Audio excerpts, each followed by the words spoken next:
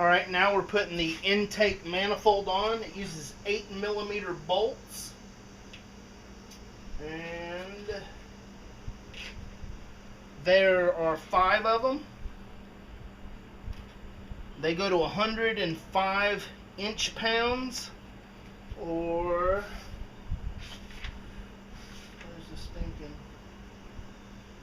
or 12 newton meters to tighten them down. They say do them in a sequence like we did on the head bolts and the valve cover bolts. We'll tighten a little bit from the center, start working out until we hit our torque. Alright, now we want to hook up our connections to our fuel injectors. Push the red tab down to lock it in place.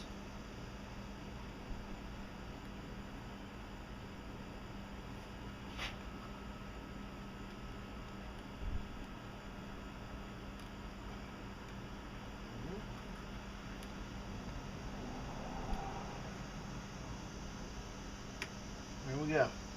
And then take manifolds mounted. And let's see, how was this? Yeah, this came in from this way. Those ribbed holders. There we go. Alright. We have our little cover plate here. These holes here in the rubber go on these 2 mounting studs.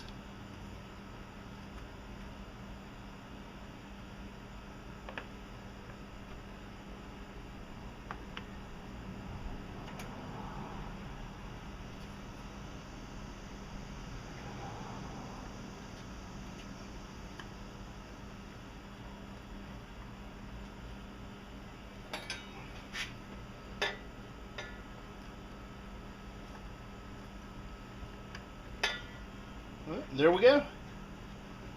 Starting to look more like the engine's supposed to look. That's good. Alright, the next thing, I put the oil cap back on so nothing falls in. Now we're going to put the coil pack back on. There is no listed specification on torque for that, so I'm just going to make them snug.